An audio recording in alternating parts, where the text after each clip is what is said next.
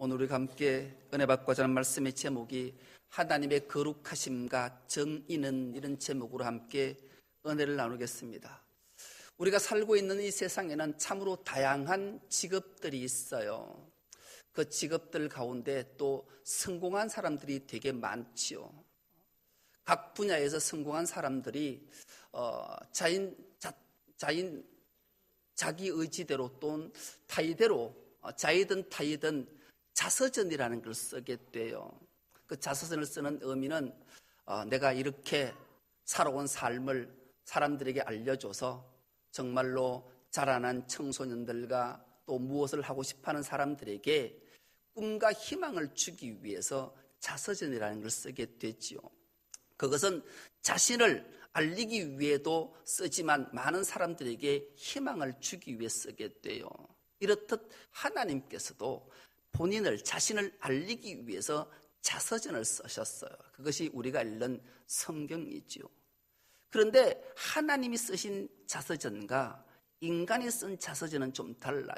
인간이 쓴 자서전은 사람들에게 꿈과 희망을 주지만 하나님의 자서전은 하늘의 소망을 주기 위해, 영생을 주기 위해 쓰신 말씀이기 때문에 그래요. 인간과 하나님의 자서전은 좀 달라요. 미국의 헐리우드 교회에 담임을 하고 있는 로이드 존 오길비라는 목사님은 자신의 책에서 하나님의 자서전에 이런 글 하나를 소개하고 있어요. 어느 날 자기가 기가 이상한 것 같아서 이비인후과를 가게 됐어요. 그래서 의사가 진단을 하기 전에 먼저 기 청소를 해주는데 자기가 기 청소를 받으면서 좀 놀랐다라는 거죠. 깃밥을 빼내는데 나와도 끝이 없이 나오는데 정말로 이만큼 나오더라는, 깜짝 놀라서 의사에게 물었다라는 거죠. 선생님, 도대체 이 깃밥이 이렇게 많이 들어있었는데 어떻게 내 소리가 잘 들렸지요? 청각에는 별 이상이 없었는 것 같아요. 그렇게 얘기를 해요. 그러자 이 의사 선생님이 이 오길비 목사님에게 기가 막힌 말 하나를 해달라는 거죠. 깃밥은 깃 속에 조금씩 쌓여서 떡이 되면 그때야 청각장애가 찾아옵니다. 그렇게 되면 귀를 가지고 있으면서도 하나님의 말씀을 듣지 못하는 크리스찬과 같이 됩니다. 그런 말을 하더라고요. 너무 놀랐다라는 거죠. 이 이비인후과의 의사는 깃밥이 쌓여서 떡이 되면 청각장애가 되는 것은 그리스도인들이 귀는 가지고 있으면서 하나님의 말씀을 귓등으로 듣고 해서 결국 하나님의 말씀을 듣지 못하는 크리스찬과 같이 된다. 이 말에 큰 충격을 받았다라는 거예요. 여러분, 오늘 또 우리는 하나님의 말씀을 들어요. 그 말씀을 조금씩 외면하다 보면 귀를 가지고 있으면서도 하나님의 말씀이 우리 마음판에 새겨지지 않고 능력이 되지 못해서 이 험악한 세상의 승리자로 살아갈 수가 없게 되는 거죠. 그래서 결국 영적 청각장애인이 되고 영적 시각장애인이 되는 안타까운 일을 만나게 돼요. 몸은 살아있지만 영은 죽은 자와 같은 자가 되고 말게 되는 거죠. 여러분, 그래서 믿음이라는 것은 들음에서 출발됐잖아요. 우리가 어찌 하나님의 말씀을 듣지 않고 우리에게 믿음이 생기며 그 믿음의 능력으로 구원을 받고 놀라운 역사를 행할 수 있겠냐고요. 그래서 우리는 하나님 말씀을 경청하는 것은 참으로 중요한 일이에요. 하나님 말씀을 들을 때 믿음이 생길 뿐만 아니라 하나님이 어떠신 분인지를 알게 되기 때문에 그래요. 하나님을 믿는 우리가 하나님을 아는 것은 정말로 중요해요. 하나님이 어떤 분인지 알아야 그분을 믿고 신뢰하고 그분 말씀 앞에 순종할 수 있잖아요. 오늘 본문을 가지고 저는 두 가지를 말씀드리려고 해요. 오늘 본문은 하나님이 여러 방법으로 자기를 계시했지만 오늘 본문은 하나님이 어떠신 분인지를 딱 두 가지를 우리에게 소개하고 있기 때문에 그래요. 첫째는 거룩하시다라는 거예요. 하나님의 거룩이 어떤 거룩인가를 우리에게 정확하게 보여주시고요. 또 하나는 하나님의 정의, 하나님의 정의가 무엇인지를 우리에게 말씀하시고 싶으셔서 오늘 이 본문을 기록하게 하시고 오늘 우리에게 들려주시는 거예요. 여러분, 기독교 용어 중에 가장 귀한 용어 중 하나를 꼽으라면 하나님의 말씀이 이런 말씀을 하셨어요. 나 여호와가 거룩하니 너희도 거룩하라. 이 거룩은 얼마나 중요하면 하나님 우리에게 거룩을 명령하셨을까요? 그런데 우리는 이 거룩에 대해서 오해를 하는 경향들이 간혹 생겨나요. 여러분은 거룩하면 머릿속에 어떤 사람이, 어떤 모습이 떠오르십니까? 대표적인 거룩하면 신약시대, 예수님 시대에 있는 바리새인이 거룩의 대명사였어요. 그들은 경건과 거룩을 대표했고 모든 사람들로부터 존귀함을 받았지요.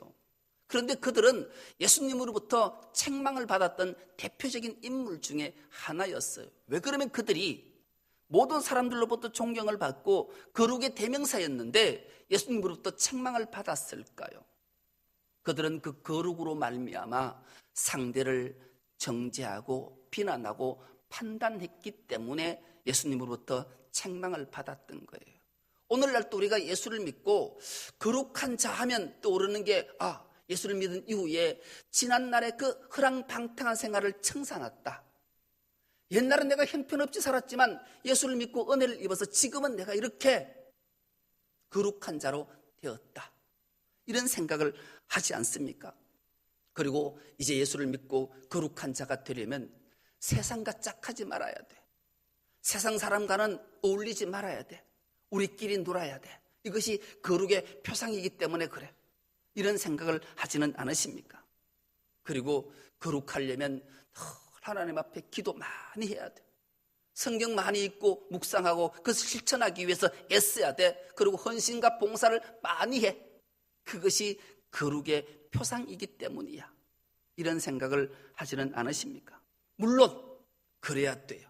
그러나 이렇게 자리를 잡고 나면 자꾸 나와 다른 사람을 비교하게 되고 비교할 때 저 사람은 왜 예수를 믿었는지 여전히 저렇게 허랑방탕하단 말인가? 어떻게 예수를 믿는 자들이 기도 생활을 하지 않는단 말인가? 어떻게 헌신하지 않지? 봉사하지 않지? 왜 세상 속에 속해 살지? 이렇게 자꾸 비난하고 정죄하게 되는 거죠. 바리새인들이 현장에서 가라마도 잡힌 여인을 데리고 왔어요. 그리고 예수님 앞에 데리고 와서 그들의 손에는 돌 하나씩이 들려 있었던 걸 기억하시잖아요. 그렇게 남을 정죄하고 비판하는 것이 이 거룩의 생각이 한다면 참 위험한 생각이 아닐 수가 없기 때문에 그래요. 그런데 우리 하나님은 결코 그렇지 않으셨어요. 이 거룩이 무엇인가? 하나님은 거룩 자체셨는데 그 거룩하심을 인간에게 보여주시기 위해서 하늘 영광 보좌를 다 비워놓으시고 이 땅에 오셔서 죄인되고 소외되고 고통받고 아파하는 자들의 친구가 되셨고 그들을 섬기는 일을 주님이 다 하셨다라는 거죠. 오늘 본문 3절과 5절과 9절 말씀을 다시 한번 보십시오. 3절은 이렇게 말씀합니다. 주의 크고 두려운 이름을 찬송할지니 그는 거룩하심이로다. 5절입니다. 너희는 여호와 우리 하나님을 높여 그의 발등상 앞에서 경배할지어다. 그는 거룩하시도다. 9절입니다. 너희는 여호와 우리 하나님을 높이고 그 성산에서 예배할지어다. 여호와 우리 하나님은 거룩하심이로다. 끊임없이 거룩을 말씀하시는데 이 거룩, 바리새인들처럼 방탕과 또 잘못된 것들로부터 기도와 헌신과 봉사라면 우리 같은 죄인이 하나님의 성호를 찬미할 수 있을까요? 하나님이 그런 거룩을 원하신다면 우리는 하나님 앞에 찬송을 하면 하나님이 너 지난주도 엄청난 죄를 짓고 어떻게 여기 와서 내 앞에서 하나님의 내 거룩한 성호를 찬송한단 말이야. 찬송하면 안 돼. 집으로 돌아가. 그렇게 말씀하지 않으시겠냐고요. 여러분, 우리가 생각하는 그런 거룩이라면 그 모든 거룩한 것들은 우리 머릿속에 지우는 은혜가 있길 축복합니다. 주님은 그런 거룩을 말씀하시지 않은 거예요. 주님이 말씀하신 거룩은 세상과는 구별되어야지만 세상에 대해서 넉넉한 마음을 품고 그를 사랑으로 감싸 안는 것이 주님의 거룩하심을 우리에게 보여주는 거예요. 주님의 거룩은 죄는 미워하되 악은 모양조차도 버리되 죄인을 사랑하셔서 끊임없이 주님의 품에 안으셔서 그들의 죄를 정결케 하시고 주님과 함께 동행하기를 원하시는 것이 주님의 거룩이기 때문이죠. 그래서 오늘 우리가 주님 앞에 예배자로 선 줄 믿습니다. 우린 여전히 죄인이지만 하나님의 거룩하심 앞에, 주님의 그 사랑 앞에, 그 품으신 앞에, 넉넉함 앞에 우리가 안겼기에 주님의 성모를 찬미하게 되는 거죠. 여러분, 우리 하나님은 그런 거룩하신 분인 줄 믿습니다. 그 하나님을 마음속 깊이 새기십시오. 오늘도 여전히 그 하나님은 우리의 거룩이, 이런 거룩임을 배워서 너희도 세상에 속하지는 말고 세상의 넉넉한 마음으로 소외받고 눈물 흘리고 아파하는 자들을 품고 그들에게 주의 사랑을 나누어 주라 우리에게 말씀하시기 때문에 그래요. 또 하나 하나님의 성품, 하나님을 아는 정의예요. 오늘 본문 4절은 이렇게 말씀합니다. 능력 있는 왕은 정의를 사랑하느니라. 주께서 공의를 견고하게 세우시고 주께서 야곱에게 정의와 공의를 행하시나이다. 그렇게 말씀해요. 먼저 능력 있는 왕. 하나님은 능력 있는 왕이잖아요. 여러분, 능력을 여러분 무엇이라고 생각하십니까? 하나님께서는 이 능력 있는 왕은 천지를 창조한 능력, 이걸 능력이라고 주님 말씀하지 않으세요. 홍해바다를 쫙 갈라내신 것 능력이라고 말씀하지 않으세요. 죽은 지 나흘이 돼서 썩은 냄새가 나는 나사로를 살린 사건을 능력이라고 주님이 말씀하지 않으신다라는 거예요. 더 나아가 물고기 2마리와 보리떡 5개로 5,000명을 먹이고 12강주를 남긴 것을 능력이라 그렇게 말씀하지 않고 오늘 본문은 능력 있는 왕은 정의를 사랑하는 게요. 능력이라고 주님이 말씀하시는 거예요. 능력 있는 왕은 뭐라고요? 정의를 사랑하는 게 능력 있는 왕이라고 주님이 자신을 그렇게 소개하고 있어요. 그렇다면 하나님의 정의가 무엇일까요? 그 정의를 사랑하는 게 뭘까요? 바로 죄된 우리를 사랑하고 품고 안아주는 게 정의고 사랑이라고 우리에게 말씀하셔요. 세상에는 참 많은 자들이 있지요. 배우지 못해 남에게 손가락질 받고, 힘이 없어 남에게 눌림을 받고, 가진 것이 없어 남에게 멸시받고, 억울한 일 당해서 아파하는 자들이 많고, 소외당해 눈물로 흘리는 자들, 그들을 정의로 사랑으로 품고 다시 한번 일어서고 소망을 갖게 해주는 것이 능력 있는 왕, 그 하나님의 능력이라고 우리에게 알게 하시는, 그것이 바로 정의고 사랑이라고 주님이 말씀하셔요. 우리 모두가 이런 마음가짐이 마음속에 새겨졌으면 좋겠어요. 오늘 말씀은 이 두 가지 거룩하심과 정의인데, 이 정의에 대해서 기가 막힌 삶을 살았던 한 분을 소개하는 것으로 말씀을 맺으려고 해요. 그분은 누구신가 하면요, 인천에 가면 방주교회라는 교회가 있어요. 지금은 그분이 원로 목사님이 되셨는데요, 그분의 이름이 박보영 목사님이세요. 이분은 할아버지도 목사님이셨고요, 아버지도 목사님이셨고 삼촌도 목사님이셨어요. 그런 그가 무신론자가 됐어요. 할아버지는 늘 이 손주 박보영이를 놓고 하나님 이자도 목사가 되게 해주세요 라고 기도했는데, 어린 시절에 너무 큰 상처를 받은 거예요. 아버지가 목회할 때 그 교회에서 파벌이 생겨서 늘 다투는 것 보고, 아니 하나님이 살아계시다면 어떻게 교회에서 이런 일이 있을 수 있을까, 그런 생각을 자꾸 불신을 가지게 되고, 하나님은 살아계시지 않을 거야, 어떻게 싸움을 하고 파벌을 만들고 어느 편을 갈라서 늘 다투는가. 그래서 교회를 훌쩍 떠났어요.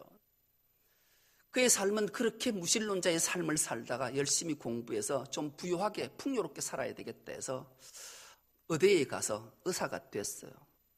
의사가 되고 나니까 얼마나 좋은지, 중매가 들어왔는데 아주 부잣집 여자하고 결혼을 했어. 아들까지 낳았어요. 그렇게 행복하게 살았는데 그에게 불행이 닥쳐와요. 나이 39살에 그렇게 사랑했던 아내와 이혼을 하는 아픔을 겪게 되고, 그런데 어느 날 심장 박동이 느려졌다 빨라졌다 하는 거예요. 왜 이러지? 그리고 병원에 가서 진단을 받아보니까 심장에 이상이 생겨서 심장 소크로 올 수 있는 확률이 높고 살아도 한 1년 정도 살면 다 살 것 같다. 이 사형 선고를 받은 거예요. 절망이잖아. 39살에 이제 좀 안정이 돼서 풍요를 누릴 만한데 그에게 찾아온 것은 죽음이라는 게 찾아왔어요. 고민하던 그는 하나님의 음성을 듣게 되고 하나님 앞에 나가게 돼요. 삼촌이 세운 그 마가의 다락방이라는 기도원에 가서 뒤를 한번 돌아보시면 보여요. 뒤를 돌아보시면 좀 마가의 다락방이라는 기도원에 가서 하나님을 만나게 되고 음성을 듣게 돼요. 그리고 하나님의 만지심을 받게 되고 이 사람이 거듭나요. 그래서 39살 되던 해에 목사가 되겠다고 결심하고 할아버지 목사님을 찾아가요. 지금은 인천 방주교회 원로 목사님이 되셨는데 그 교회 표어를 보면 자기 할아버지가 자기를 불러가지고 할아버지가 늘 나를 손주를 위해서 목사 되라고 기도했는데 이제야 천부의 오지 없어 돌아왔어 목사가 되겠습니다. 그러니까 이 할아버지가 그 손주에게 들려준 말이 있어요.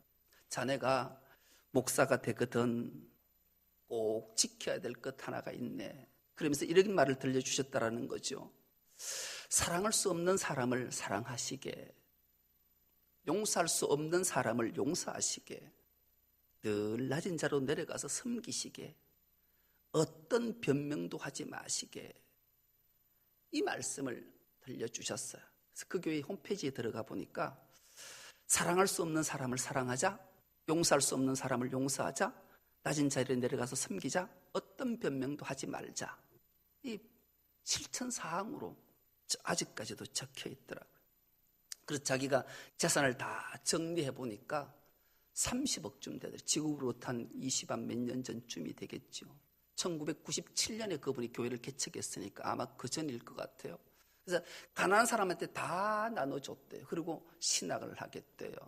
그리고 이제 목사가 돼서 안산에 조그만 시온성 교회라는 교회를 개척하게 돼요.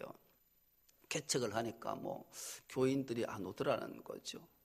그런 날 또 열심히 하나님 앞에 기도하고 밤늦은데 집에 떡 들어가서 문을 턱 열고 들어가는데 척 섬찟한데 보니까 강도 3명이 하나는 목에다 칼을, 하나는 배에다 칼을 대고 돈 다 내놓으라는 거예요. 그때 두렵거나 무섭지를 않더래요. 그냥 마음이 평안하더래요. 그래서 찔러라, 죽여라, 나 천국 가고 싶다 그랬다라는 거죠. 잠시 침묵이 흐르고 칼을 턱 떨어뜨리고 보니까 이 3명의 강도가 다 10대 애들이더라는 거예요. 그래서 그 애들과 그날 밤에 이런저런 얘기를 나누다가 그들이 그 목사님 첫 교인이 됐대요. 3명이. 그래서 그 애들이 아이들을 데리고 교회 오기 시작하는데 그래서 그 교회는 불황자, 조직폭력배, 남으로부터 버림받은 아이들, 그런 아이들이 다 모여서 교회를 시작하게 됐다라는 거예요. 그러던 어느 날 피곤에 이끌려서 잠을 자려고 몸이 아파서 누워있는데 부스럭 소리가 나서 실눈을 탁 뜨고 보니까 한 아이가 살금살금 들어와서 목사님 막 옷을 뒤지더니 지갑 돈을 몽땅 들고 나가더래요. 목사님이 마음이 무너졌어요. 저런 아이들을 데리고 내가 목회를 해야 되는가 그렇게 생각하다가 이 아이가 계속 그런 나쁜 짓만 하니까 그래서 그 다음 날을 불러서 목사님이 숨겨놨던 비상금까지 다 내서 가지고 가거라, 다시는 오지 말고 가지고 가거라, 그렇게 보냈대요. 근데 그 아이가 그 모습을 보고 깨닫고 회개하고 잘못했다고 매일처럼 와서 목사님한테 용서를 빌고 그래서 안 된다 하다 가만히 생각해 보니까 자기가 내 같은 죄인이 구속함 입은 하나님의 십자가가 생각이 나더라는 거예요.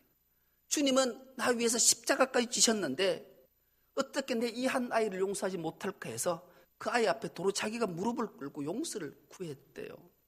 그래서 그 아이가 신앙생활을 그렇게 잘한대요.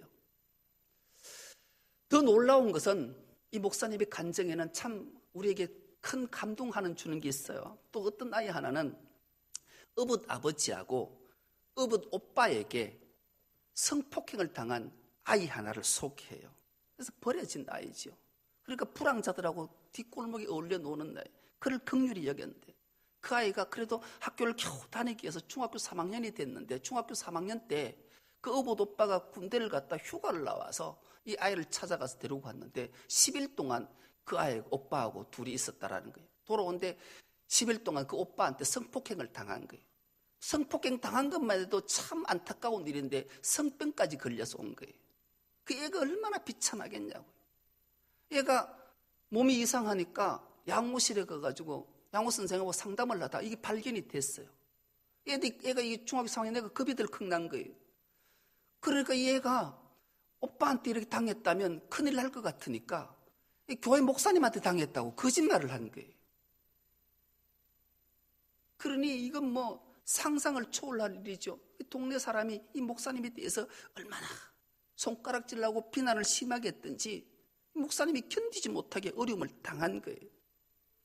그런데 이 아이가 아무런 반응이 없자 자기가 죄책감이 든 거예요. 그래서 학교 양호 선생님을 찾아가서 진실을 말했어요. 목사님이 억울한 누명을 벗게 된 거죠. 주위에서는 이 전화위복에 대해서 얼마나 많은 존경과 신뢰를 받는지. 근데 문제가 생겼어요. 문제는 그 불황자들과 그런 애들만 다 교인 다인데 딱 한 가정이 온전한 가정이 집사님 가정이 계셨다고 그래요. 그분이 그래도 봉사나 뭐 전도나 헌금이나 교회 재정의 많은 부분을 담당했는데 그 집사님 어느 날 목사님을 찾아왔다라는 거죠. 그래서 목사님, 저 아이는 앞이 싹이 없는 것 같다. 그리고 저 아이만큼은 교회 못 나오게 내보내야 되지 않겠냐. 그 목사님 그 말을 해서 우리 교회 신뢰가 얼마나 무너졌는데 그러냐. 목사님이 그래도 어떻게 버리겠냐. 우리가 품자. 이 집사님이 그러시더라는 거죠. 목사님, 양자택일하이소. 저 아이를 이 교회에 둘 것 같으면 제가 이 교회를 떠나겠습니다. 그러더라는 거죠. 기도해보자고. 그리고 기도한 후에 목사님이 그 집사님을 부르셔서 그랬대요. 집사님은 우리 교회를 떠나도 다른 교회에 갈 곳이 있지만 저 아이는 내가 버리면 갈 곳이 없다. 집사님 죄송하지만 난 저 아이를 택하겠다. 그리고 그 아이를 택했대요. 그리고 마지막 이 집사님이 중국집을 하는데 신방 가서 마지막 신방 예배를 드리고 축복 기도를 하고 돌아왔다라는 거예요. 여러분 이 이야기가 어떻게 들리십니까? 이것이 오늘 본문에 등장하는 능력 있는 왕은 정의를 사랑한다. 그거예요. 그 정의가 사랑은 곧 우리를 말하는 거예요. 주님은 오늘도 정의를 사랑하시는 그 모습, 하나님의 정의는 어떤 잘못된 죄악들을 낱낱이 정죄하고 그런 것이 아니라 다 품으시는 것이 주님의 정의의 사랑이라고 말씀하는 거예요. 아파하고 소외받고 고통받는 능력 있는 왕은 정의를 사랑하는 것은 하나님께서 이 땅에 아무것도 없는 자들을 위해서 이 땅에 오셔서 그 모든 것을 온전케 하시기 위해서 자신이 희생하고 자신이 품고 안는 것이 정의와 공의라고 주님이 말씀하시는 거예요. 그러니 어찌 그 하나님을 우리가 찬송하지 않겠냐고요. 지금도 세상에는 배우지 못하고 힘없고 억울한 일 당하고 멸시와 소외당하고 눈물 흘리는 자들이 얼마나 많은데 그들의 눈물을 닦아주고 품는 것이 하나님의 정의요 우리가 행해야 될 바라고 주님이 말씀하시는 거예요. 이 말씀이 우리 마음밭에 새겨져서 하나님의 거룩하심과 정의를 행함으로 하나님께 칭찬받는 우리 모두가 될 수 있기를 간절히 기도합니다. 하나님 아버지 고맙고 감사합니다. 오늘 또 우리를 부르셔서 예배자로 서게 하시고 하나님 앞에 인과 진리로 예배하게 하시니 감사합니다. 오늘 본문의 말씀을 통해서 하나님의 거룩하심과 정의가 무엇인지를 알았사오매 하나님 참된 거룩과 참된 정의로 하나님을 기쁘시게 하는 우리 모두가 되게 하여 주옵소서. 감사드리오며 예수님의 이름으로 기도드리옵나이다. 아멘. 말씀을 생각하면서 결단에 찬양하겠습니다. 그렇습니다.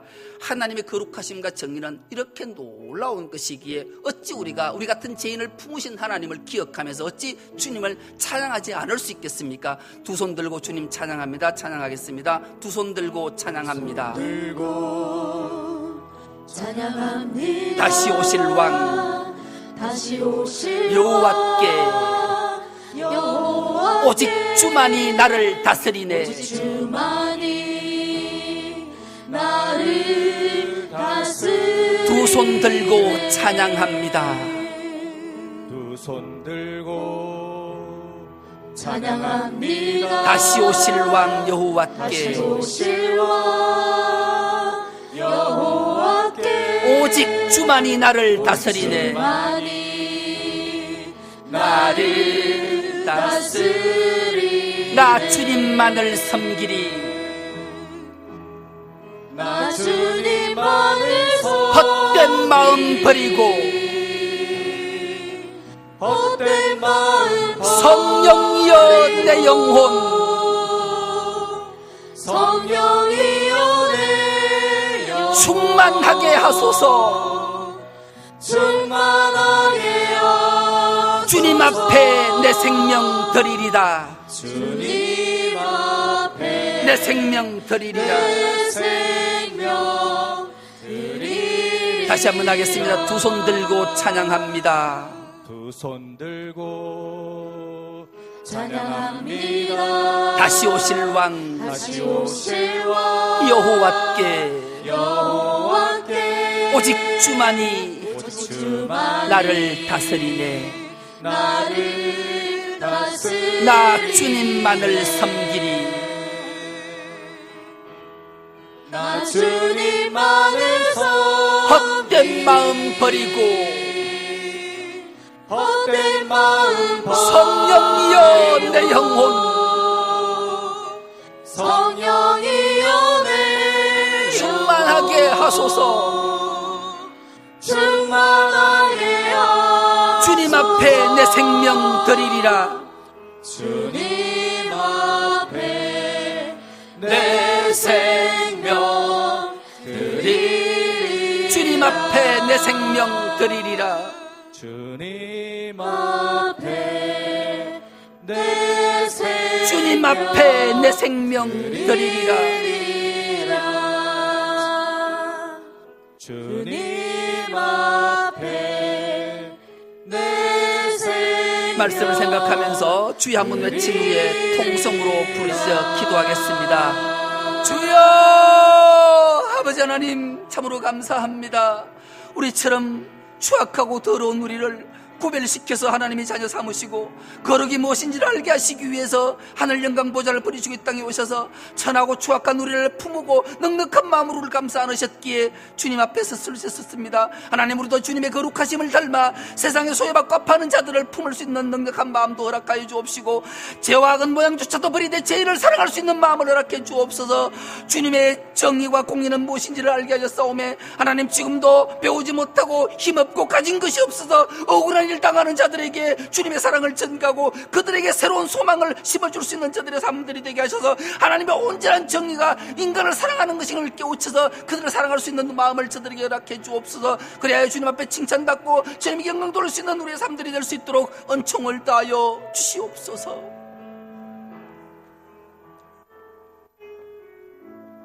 하나님 감사합니다. 너희는 모든 사람과 더불어 합평하라. 그리고 거룩함을 따르라. 거룩함이 없이는 아무도 주를 보지 못한다. 주님 말씀하심을 기억합니다. 하나님 거룩함으로 세상을 넉넉히 품고도 남음이 있는 우리가 되게 하시고 하나님의 정의와 공의가 무엇인지를 온전히 깨달아 소외받고 아파하는 자들을 다 품어서 사랑으로 감싸 안을 수 있는 우리가 되어서 주님의 거룩함과 정의를 온전히 나타낼 수 있는 우리 정성노교의 모든 건속 다 되게 하여 주옵소서. 감사드리오며 예수님의 이름으로 기도드리옵나이다. 아멘.